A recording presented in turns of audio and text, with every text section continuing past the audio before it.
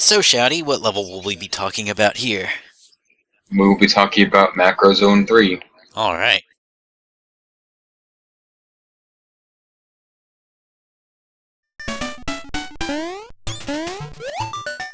The beginning, it starts out pretty mild. You're just jumping on plateaus.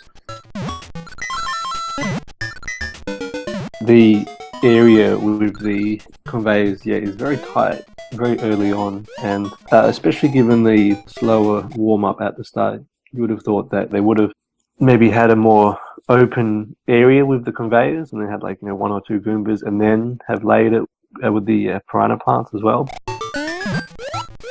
I think the level tries to trick you into its own sort of platforming challenges with the invisible blocks. Above the warp pipe, there are two invisible blocks, so you might be jumping around trying to get onto the warp pipe, and then hit an invisible block, and then you might wonder how to get on those invisible blocks. Right. There are two other ones next to it, and you can get those coins up there. And I think the climax of the level lies in the area with the Koopa Troopas and the warp pipes, where you can get a fire flower just from jumping in between the first two pipes.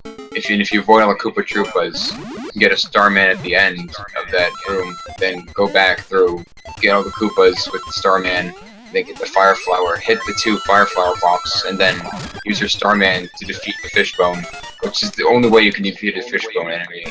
That'd be tight timing. It's easy when you figure out how to do it, but I think the fact that you can defeat one of the most invincible enemies in the game is really satisfying, and I think that ties into the theme of scratching an itch that can be scratched. You've got a special case here where you can defeat a normally undefeatable enemy. There's also some icing on the cake. You can use the fire flowers to defeat the flies that fly away.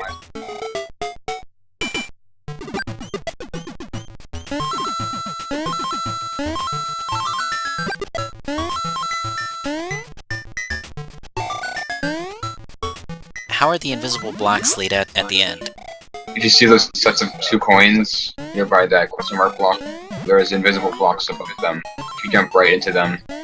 Right, so if you're kind of casually jumping through, not thinking about what you're doing, you might grab the coins and not realize that they're actually pointing upwards towards hidden blocks.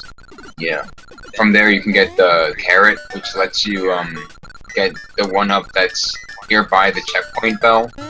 Yeah, I totally forgot about that. You gotta jump from the stairs platforms onto the block that the checkpoint bell is on, then you go from there. So you have to observe that the bell is hanging off of a platform that you could use to jump up higher.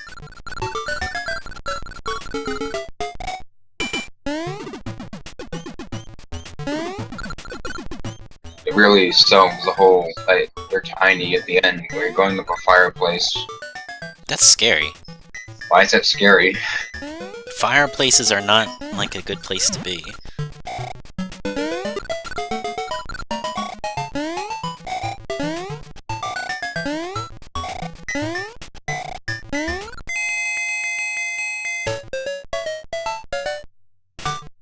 So what are the enemy challenges like in this level? I'd say they're very cramped, like you're trying to avoid them with a little jumping room at at least two instances in the level.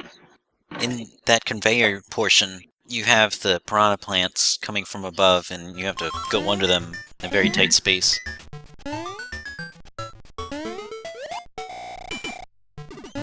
And then, in the lower portion of the level, you have Koopas that can easily knock into each other, and if you fall between the pipes, they might hit you there. Right. And then, at the end, you have one Koopa Troopa and one Paragoomba to get through as you're trying to go up the shaft. Yeah. So they have different ways of incentivizing, or of getting you to interact with enemies.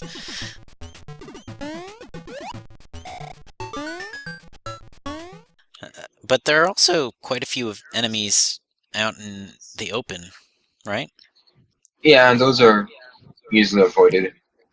Yeah. Like the ones in the beginning, and the flies that fly away.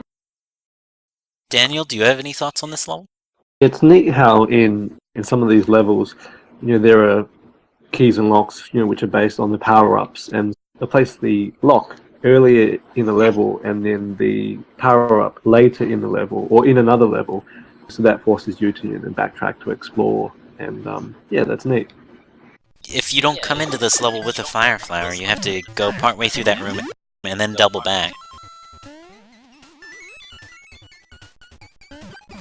In the same way that you would have to go towards the end of the level to get the carrot, and then double back towards the bell to get the block that you might have thought about earlier. That kind of ties into the theme I thought of for this level. That it's the itch that you can scratch, and by that I mean, like, I feel like there are a lot of instances in this level where that you see out of the corner of your eye that you want to do something to satisfy an urge,